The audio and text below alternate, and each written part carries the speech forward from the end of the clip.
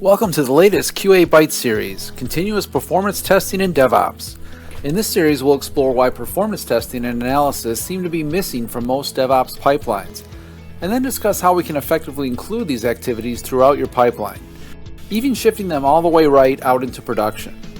In the first episode, we'll discuss the current state of performance testing in DevOps and discuss some common obstacles to continuous performance testing. This may come as a shock to those of us that fancy ourselves as performance test engineers, but performance testing is dead. Now that I have your attention, let me qualify that statement and add that traditional performance testing is dead, at least in DevOps environments. To understand why I would make a potentially controversial statement like this, let's take a look at what traditional performance testing generally looks like. Traditional performance testing was born out of the waterfall model, where a single cycle stretched out over many months. At the end of that cycle, we typically developed and executed a large-scale system-level performance test that usually lasted many weeks. And I spent a good portion of my career helping organizations set up centers of excellence that became very effective at executing this type of performance testing, and of course enforcing the often strict rules that went along with it. Rules like your app must be functionally complete, because if you can't prove it works in a single-user environment, how in the world can I test it under a multi-user load? And for the entire time that we're doing our work consisting of test planning, script development, execution, and analysis, don't you dare change that code, or I'm going to have to start all over. Oh, and if you want your results to mean anything, then you better supply us with a production-like environment. So let's take a look back at the traditional performance testing model, and maybe even if we're developing in a more modern, iterative way, and we decide that we're going to have that traditional performance test maybe as part of a hardening sprint. Let's see what that looks like. If we find out we have performance issues after we've completed development of the system, or even just a feature, our options aren't good.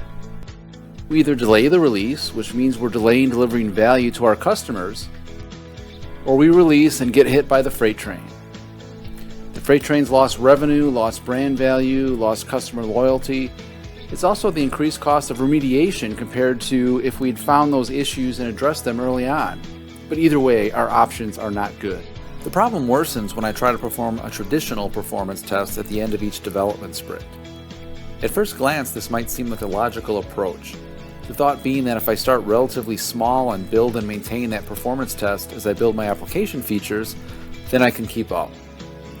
Of course, the reality is that there's no way you can follow the rules of traditional performance testing if you're taking an agile approach.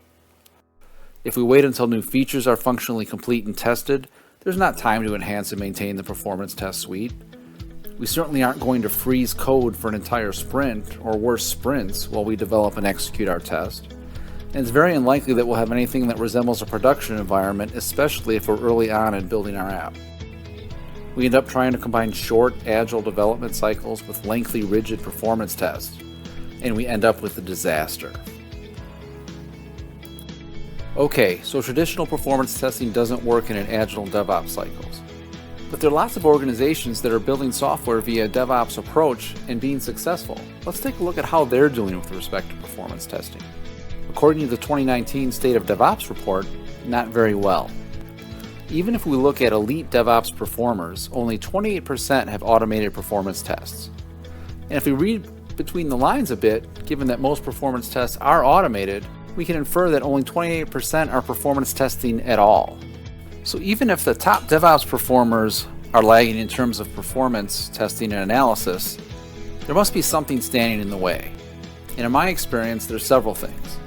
Let's take a look at some of the more common roadblocks with respect to building performance testing and analysis into DevOps pipelines. First is a lack of performance-related requirements and user stories. If we're not thinking about performance from the beginning, it's difficult and probably unfair to expect the team to think about it as features begin to move through the development process. Similarly, development teams often lack the knowledge and experience for performance analysis and testing. This is especially true in organizations where this function was handled by a separate team in the past. Going hand in hand with that is the development team not having accountability for performance testing and analysis, especially, again, in situations where traditional performance testing was historically handled by separate, dedicated teams. Finally, the concept of performance analysis was limited to running large-scale system-level performance tests. The organization as a whole did not possess the skills or tools required to analyze performance at a much lower level, for example, code profiling. Thank you for watching this episode of QA Bytes. Keep a lookout for the next episode in our Continuous Performance Testing and DevOps series, where we'll discuss including performance requirements in user stories.